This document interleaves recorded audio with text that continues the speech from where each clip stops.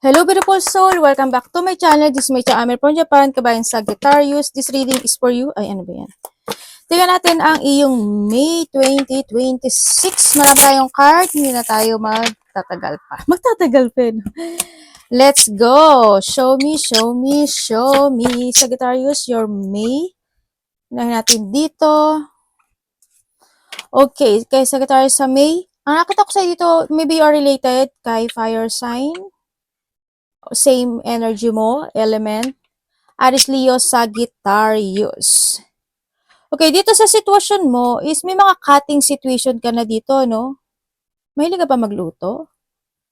Yeah, may mga cutting situation ka na, mas more ka magiging more on silent this time sa nakikita ko sa iyo dito. This also may mga renewal situation, magkakaroon ng mga pagbabago when it comes sa mga cycle sa buhay mo, may mga transformation, initiation, tsaka kumbaga mga pagsisimula ito, no, na sitwasyon. Yan. Handi dito rin yung point na, kasi nahandito ka sa ano loob, symbolize kasi ito na ano you have a divine protection. No, at saka you have a wisdom, kumbaga, na doon sa point na yun. Pagbabago sa buhay, example, halimbawa, may mga moving situation, may mga imo-movement na situation, halimbawa, may mga merit, pwede siya sa mga mentally, spiritually, or sa yung mga physically. May magkakaroon ng mga pagbabago, transformation, o yung mga movement situation, no, sa sitwasyon na yon. And then also, may mga sitwasyon na kakaharapin, o may magkakaroon ng mga acceptance maybe sa iba, no, sa mga bagay-bagay by this May. Also, this awareness din ito, no, sa iyong kapaligiran. Mas more ka magiging aware, maybe, sa mga kausap mo, sa paligid mo, sa mga, mas more ka magiging aware sa kanila this time sa nakikita ko sa iyo dito. Di ba? Kukulit ka ng mga anak ko. And we have the bee. Buyog. No, ito yung sitwasyon na pagkakaroon ka ng mga pagsisiyasat. Di ba sabi ko sa'yo, magiging aware ka nga. Yan, magkakaroon ka ng mga pagsisiyasat. Yan, sa mga bagay-bagay. Halimbawa, kung mga bagay na pwede mo isaayos, iaayos, nandun ka sa point, magkakaroon ka rin ng mga pag-organize in some aspect of your life, kung saan man yan. Or you need, para hindi ka magkaroon ng mga missed opportunity sa buhay. Nandun yung point na yon. And then also, pwede rin may taong matamis magsalita. Pwedeng ikaw o someone who's connected sa iyo, may taong matamis magsalita, or pwede rin na may paglalambing or may mga lambingan situation, pwede na hanto sa point na yon. Or handito rin yung point na magkakaroon sa iba sa inyo ng clear view. Ano ba yan? Magkakaroon kayo ng mga clear view or mga focusing sa mga priorities na this time. Sa mga goals mo, ganyan, handun din yung, may mga mafokusan ka na handun din yung yung kung ano yung gusto mong gawin yung mga gusto mong gawin, puntahan, alamin. Yan, alamin mo nang maigi, mga situation. Pagdating dito rin, kasi di sa productivity rin, mas magiging productive ka siguro by this May, sa nakita ko dito.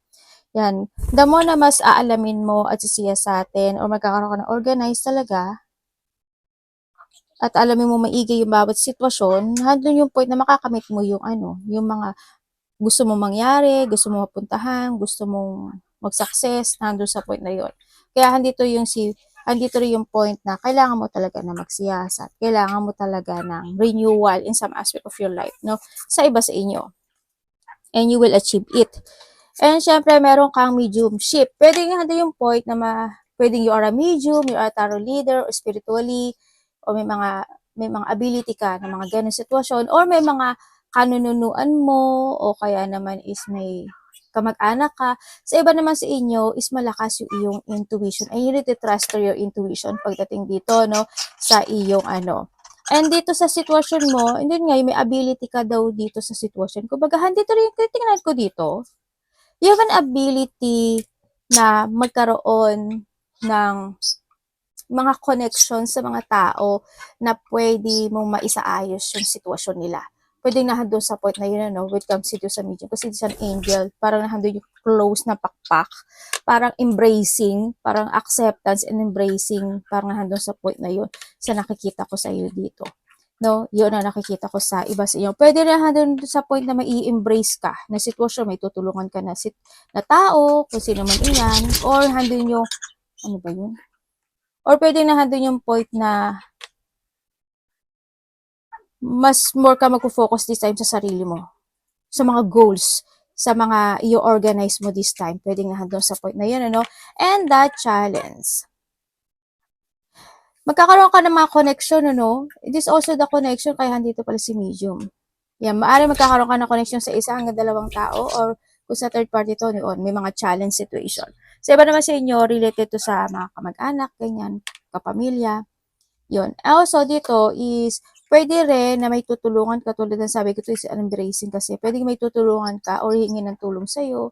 Yan, ang nakikita ko dito. Challenge that can be overcome together. Hando yung point na magkakaroon ng pagtutulungan, no? Kung sa aspeto ng buhay mo yan, magkakaroon ng mga pagtutulungan to grow, to recover, or magkaroon ng mga pagbabago or transformation, no? Kaya magiging busy ata kayo, iba dito And we have the business. Sa iba sa inyo, nahando yung leadership na energy nyo, no? Sa nakikita ko sa iyo dito. Kumbaga, nahandun kasi, you have an ability to become a COE. COE talaga. A boss, a leader, businessman. Kung sa iba dito, maybe you are CEO na, o kaya may mga business na kayo, maliit man o malaki yan, may mga pinamumunuan kayo, pero yung iba siguro, you need to try. No? Kaya handito rin si productivity, handito si transformation, or handito yung renewal situation, o yung mga pagsisimula sitwasyon, pwede nandun yung gusto mo na magsimula. Try mo daw to. Kung gusto mo talaga magsimula at kung gusto mo talaga mag-success sa buhay mo, try. No? Yun ang nakikita ko dito. At saka, erase mo daw yung awareness mo. Tsaka mas i-raise mo yung awareness mo at saka mas hindi masama ang mag-thinking ng bigger, no, sa buhay. Kasi the more na mag-think ka ng bigger sa buhay, the more na yun yung magaganap sa buhay mo. The more na nag-iisip ka ng negativity na hindi ko to kaya, hindi nga talaga siya maghaganap, di ba? Pero ang sinasabi dito kasi is gawin mo, di ba? Kung gusto mo. Pero you will become a businessman, a businesswoman, or a CEO or a boss, no? Kaya kung hindi mo siya nagagawa, kasi andito yung challenge eh. Yan, challenge yan eh, di ba? Kailangan mo maging productive talaga. Ano yung, para maging business mo, anong gagawin mo? Transformation, renewal, di ba?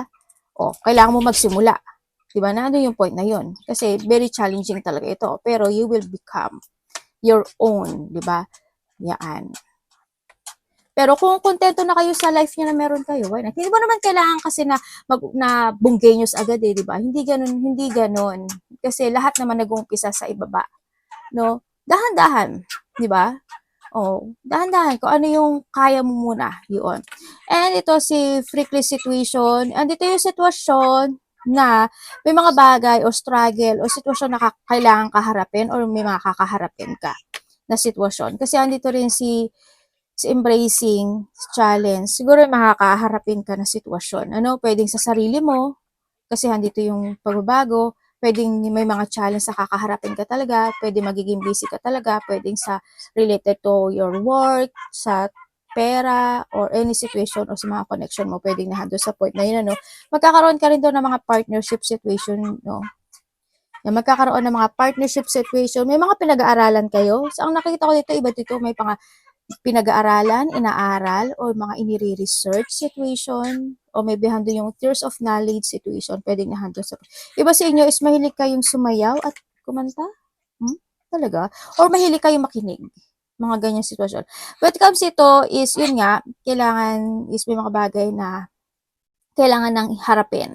No, o may mga issue na kailangan i-work it out na situation, ano, pagdating dito. Kasi di ba parang ano siya, cracking.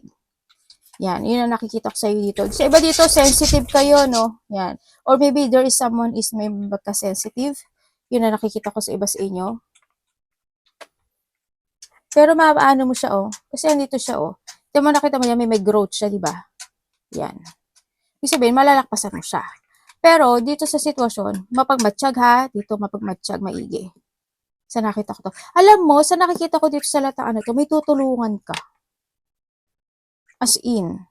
Kasi andito si Angels eh. May tutulungan. Kasi nandito ka, si leadership. May tutulungan ka na tao. Pero hindi ka magiging judgmental eh. Parang nandun sa point na yun. Hindi ka magiging judgmental, but you give your help. Or mayroon ka i-assist, may i-guide ka, pwedeng nandun sa point na yun.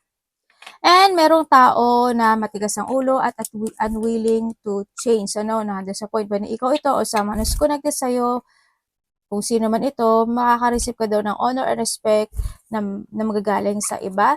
At syempre, mag-pay attention o magpe-pay attention ka talaga sa health mo, no? Or someone who's connected sa'yo, kailangan ng pay attention sa health or ikaw man ito sa iba sa inyo. Recognition, reward for merit. Congratulations kasi merong blessing na darating sa buhay mo. Maaaring nandun na rin sa point na mahilig kayong kumain ng mga prutas, no? Or you need na rin ng mga vitamins na prutas. Baka naman kasi mas marami ang kinakain mo na hindi healthy food, di ba? Or mas nahihili ka sa mga fruits this time. O magkakaroon ng mga recognition, pasasalamat, papuri, or something honor, situation. Yan, may mga reward merit. And dealing or relationship with an older woman. Pwedeng ikaw ito, pwedeng itong tao na to ang tutulungan mo, or pwede itong tao na to ang bibigay sa'yo ng blessing, or pwede itong tao na to ang bibigyan mo ng blessing or advice. No, kung ano man yan. O pupurihin ka.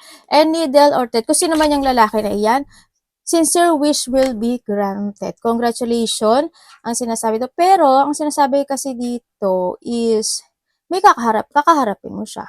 Yung may challenge na kakaharapin mo na malalakpasan mo siya.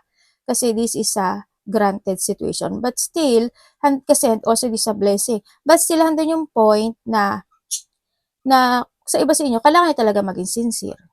And makakamit nyo yung magagrant talaga yon, no? Pwedeng nandun na yung point na mahilig ba kayo magburda, manahe, o nagbuburda ka ba?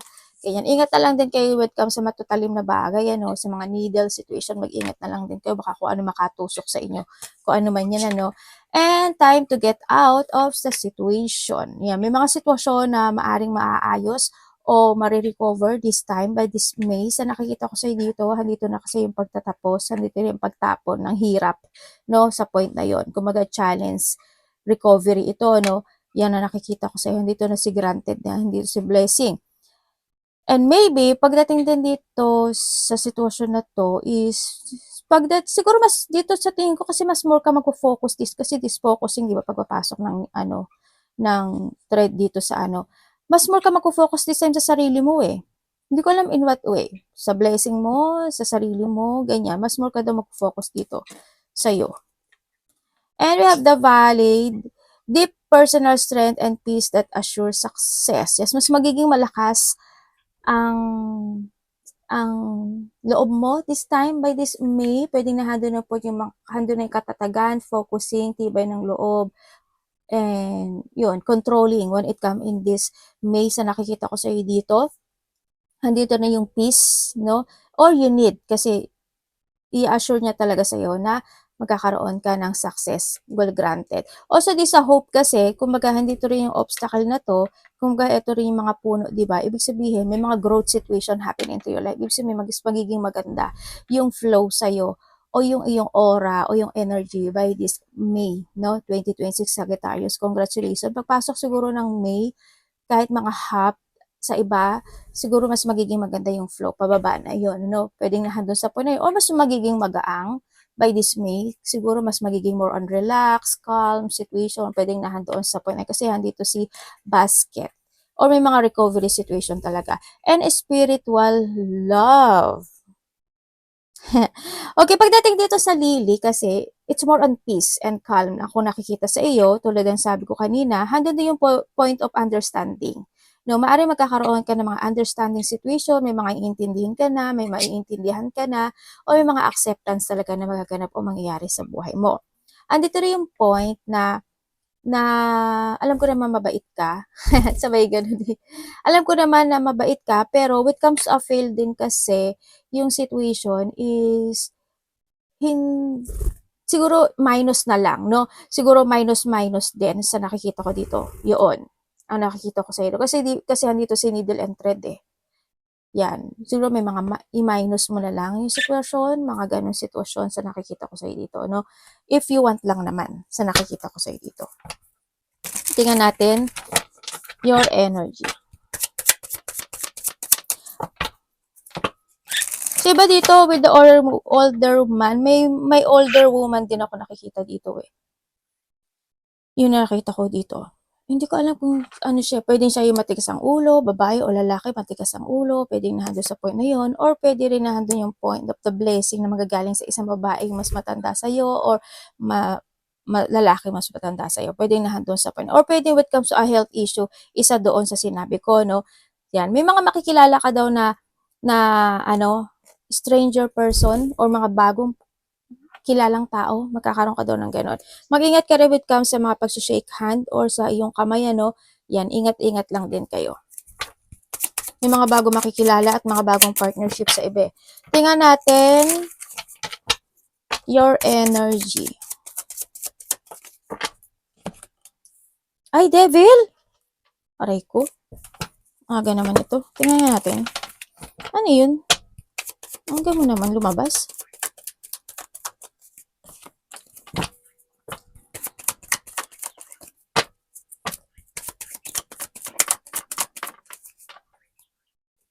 Okay.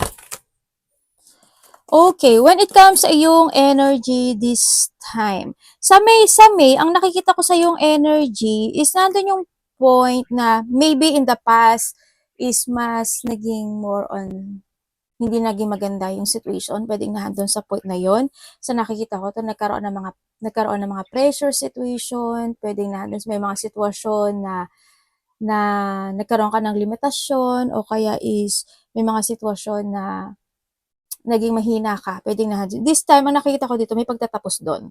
Ibig sabihin may mga resolving situation, ano. Kaya nakita ko sa'yo is more on happiness or handun yung point na because of the sitwasyon na natapos na, nandun na rin yung makakaramdam ka ng saya by this May or may mga good news or may mga ikasisiya ka maybe ano, nandun sa point na yun. May mga ikasisiya ka, pwede may makakausap ka o kaya naman eh may mga, basta may mga ikakasaya ka, happiness, fulfillment, and achievement. Pwedeng nandun sa point na ikasisiya mo, no, pagdating sa iyo. When it comes sa ibang energy sa inyo is, ang nakikita ko, mas magpo-focus ka kasi sa sarili mo this time.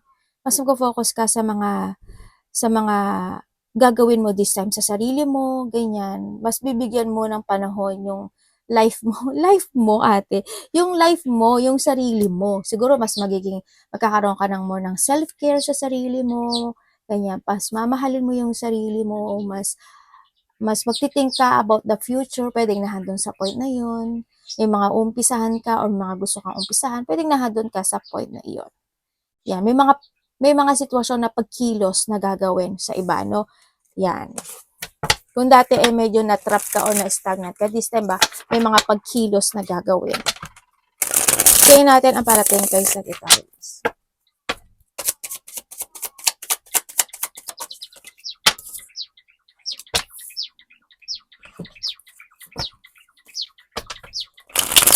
Ano po ito?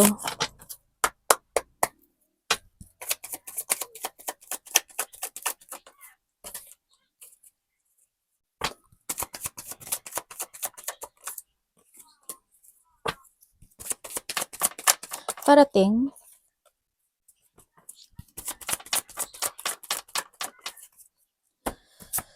Okay. Okay, parating sa iyo, Sagittarius.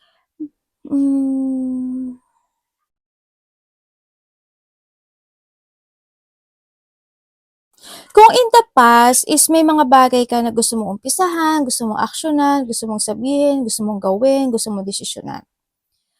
Pwedeng na doon sa point na this time is tulad sabi ko may action ka na gagawin, di ba? Pwedeng this time sa iba sa inyo is pwedeng malilito ka pa. Gagawin ko ba or hindi? Dapat ba o hindi? Pwedeng nahando sa point na pwede rin nahando sa point na naghahanap ka ng tamang direksyon sa buhay, no? Pwedeng nahandoon sa point na yon. And then, ang nakita kong parating din sa'yo is maaring may mga happy gathering situation na magaganap o mangyayari na parating, and also may mga pregnancy, married, mga collaboration, may mga creativity, pwede may mga joy ka na gagawin. Also, may receiving situation no? Pwedeng ikaw ang bibigay or someone is may marireceive ka sa kanya. And then yung point of na parating sa iyo is kung dati is merong isang sitwasyon na hindi naging maganda yung mga naging bunga or hindi naging maganda yung mga sitwasyon. This time daw, mas magiging siya, enlightened or mas magiging okay siya ngayon sa nakikita ko sa iyo dito. Mas magiging positive siya than to the past happen sa buhay mo. Ako nakikita sa iyo. Yeah, may mga victory and success happen into your life din sa nakikita ko sa iyo dito. May mga recognition, may mga pasasalamat, may mga pagkakakilanlan, may mga, ano tawag dito? May mga, yun nga, like I told kanina, honor, situation, and respect, diba? Saka you will become a center of attention. Hindi ko alam in what way. Pwedeng pag-uusapan ka, ganyan. O kaya you will achieve something goal. Yun ang nakikita ko sa'yo dito. And then, sa iba dito ay merong pagbabalik ng iyong strengths. Yan, merong sitwasyon na makapagpapabalik sa iyong strengths, ng iyong lakas ng loob, ng iyong confident, or pagbabalik ng iyong pride. Pwedeng nahando sa point na yun, Sa iba sa inyo, may mga bagong trabaho, mga bagong project, bagong action, bagong movement. Yan. Sa iba sa inyo, ganon. There's a breakthrough situation, pagdating sa iba sa inyo. Yan. May mga iba dito, may mga travel. Yan. Travel. Malayo o malapit, maybe you have a travel or thinking about traveling. Yan ang nakikita ko. Pwede rin when it comes to traveling, pwedeng may tao na kukonect sa'yo who is in a distance or ikaw ang kukonect sa kanya. Pwedeng nahandol sa point na yun. Dapat iwasan ni Sagittarius.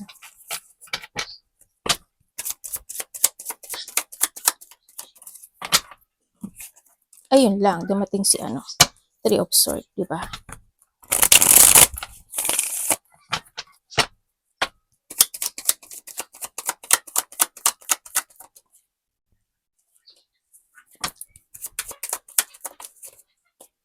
Okay, dapat mong iwas, puro fire.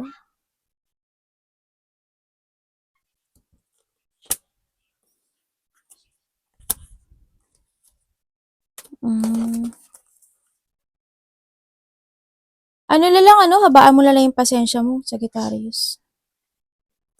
Okay. Dapat mong iwasan. Ang nakikita ko sa ito, siguro iwasan mo yung hindi ka talaga magkaroon ng transformation sa sarili mo, Yan.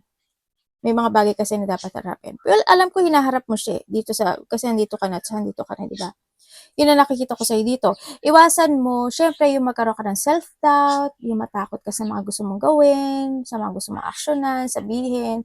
Iwasan mo yung magkaroon ka ng pagpapaliban. Iwasan mo, syempre, yung hindi ka mag-forward sa mga plano mo sa buhay. Yan, you need to prepare din. Tsaka, explore, di ba? Try and, kaya hanggang dito si needle and thread di ba? Explore na explore, kumbaga dito yung mga obstacle, kasi malalakpasan mo yan. Kapag nadapa ka, ahon, dapa, ahon, dapa, ahon. Ganun kasi the most blessing to come. Kailangan mong maintindihan yung mga bagay na nangyayari. Yun kasi, this is a challenge sa'yo para ibigay sa'yo yung successful at yung mga healing is mag-grant talaga. Kasi ito yung blessing na para sa'yo. Pinatitibay ka lang ng panahon, sa nakikita ko sa iyo dito, Yaan. Kaya kailangan mo maging productive. Kaya kung gusto mo talaga na mag-business, mag-try ka na ngayon. Ano ba? Sayang ang panahon. O, di ba? Pinilit ko talaga kayo, di ba? Andun yung point na yon. Sa pilitan ba to ate? Hindi naman. Nasa inyo pa rin yan. Kasi pera nyo naman yan. Kung pwede naman kayo mag-upisa kayo sa mga pagtitinda ng ice candy, pagtitinda ng mga tindahan, di ba? Hindi mo kailangan ng 100,000 kaagad na kasi lahat naman ng business nag-umpisa yan sa bababa, di ba? Kailangan mong yan kasi mag-grant siya o magsasucess siya Ayan blessing. And then also, iwasan mo, di ba, ang daldal, iwasan mo yung mahata ka ng nakaraan, syempre, yung magkaroon ng mga blockage situation. Ate, ano ba yun? Baka hindi nyo na naman maintindihan. Halimbawa, when it comes to a blockage situation kasi, halimbawa, meron ka nakaaway, di ba? Pero naging patolero ka. Magiging blockage yun sa buhay mo. Mahata ka ng nakaraan, hindi ka makaka-move on. Kaya dito si fail. Di ba? Yan. Umiwas ka sa mga sitwasyon na pwedeng ma-disappoint ka, na pwedeng pagsisihan mo. Palagi mong i-reverse nyo. Bibigyan kayo ng warning. Hindi ako magician. Magbibigay ako ng warning sa inyo kasi gusto ko na mas maging maganda yung outcome nyo, Para magkaroon din kayo ng positive outcome. Pero kayo ang kikilos kasi hindi ako magician, ha? Yan, umiwas kayo sa mga ganong sitwasyon, okay? Iwasan nyo na mamanghinaan kayo palagi ng ng confidence nyo. And syempre, yung mga ikaka-prostrate nyo, iwasan nyo. Ate, ano ba yung ikaka-prostrate? Hindi ko alam. Pero, kung sa tingin mo na yung sitwasyon na yun, pag inaksyonan mo, pag ginawa mo, pag sinabi mo, mapoprostrate at the end, edi talo ka. Ibig sabihin, ikaw ang gumawa na ikaka-prostrate mo, di ba? Kaya yun yung palagi mong iiwasan, no? Kung may mga conflict situation, masabaan mo pa yung pasensya mo, no? Kung may mga problema, sabihin sa iba, no? Para mas maging magaang sa hindi ka ibebenta. Yun ang nakikita ko sa'yo dito. Tingnan natin ang iyong money.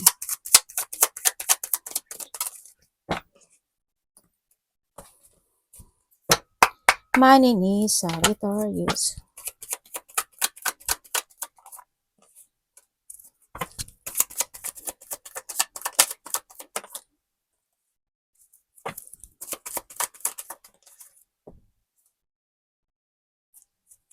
Ano pong ano nito, Universe? Okay, thank you. Okay, when it comes sa iyong money Sagittarius, when it comes sa money mo, by this May, ang nakikita ko sa'yo, maybe nahandoon yung point of stagnant o may mga maling sitwasyon na naganap o nangyari in the past situation or maybe this time sa iba sa inyo na maaring na-stagnant ka, nagkaroon ng mga bad decision situation or may mga sitwasyon na hindi nag-success, no? Ang nakikita ko sa'yo dito, una pa lang daw, ang nakita ko kasi sa'yo dito, parang alam mo bakit ka naging ganun. Ang sinasabi, alam mo ano yung dahilan, no? Kaya ang nakikita ko sa'yo dito, nasa sa'yo yung situation, how to change your destination sa buhay. Ang nakikita ko sa iba kasi naman sa inyo is may mga bagong project kayo, no? Nandun natin yung point na mas more kayo magkakaroon ng controlling when it comes sa pagpapatakbo ng pera nyo this time sa nakikita ko dito. And also, magpuput effort ka talaga this time pagdating sa pera mo to success more at yun na yung focusing, ano? Handun na yung strength mo pagdating sa pera mo sa nakikita ko sa iyo dito. Yun, mas mag-iisip ka na ngayon this time sa future mo, sa mga actions mo, sa project mo, sa iba sa inyo, maybe travel situation, mas magiging okay kayo when it comes to traveling, or pwede rin kasi sa pera is pwedeng may mga tao na nasa paligid mo na nagiging blockage pagdating sa yung pera, pwedeng nahandoon sa point na yun, no? Yan, akong nakikita sa inyo. Pwedeng nahandun din yung point na may mga hindi nag-fit na trabaho para sa inyo kaya rin lumabas si business. No, kasi iba dito parang is not fitting. Alam mo, hindi na fit yung ano, yung hindi umaayon, no? Yung iba sa inyong career, sa inyong ano, pero handito kasi siya. Kung gusto niyo mang bagong career or bagong trabaho or bagong pagkakalam, meron naman, may offer ako na nakikita dito kasi iba dito, parang hindi na rin naman din kayo masaya kung nasaan kayo ngayon, ano? Kaya there's an offering naman. It's up to you naman din to make it happen para mas maging maganda ang inyong kaperahan this time. But still, handun pa rin naman yung successful pagdating sa iyong pera sa nakikita ko. Yun nga lang, mas ingatan mo lang at maging balanse, no? Wag papigla-bigla kasi minsan ang bilis lumabas din ng pera pagdating sa iyo, no? Yaan, ako nakikita sa iyo. Pagdating dito, hindi ko alam in what way, may mga overwhelming situation kasi ako na nakikita sa iyo eh. Or pwede may tao na na-overwhelm pagdating sa iyo, pagdating sa connected ang pera. Pwedeng nahantong sa point na yun, no? Basta, tandaan mo palagi, no, you are the controller of your life, ikaw yung driver ng buhay mo, no? Kaya ikaw lang din makapagpapabago nito. Arigato namaste, God bless.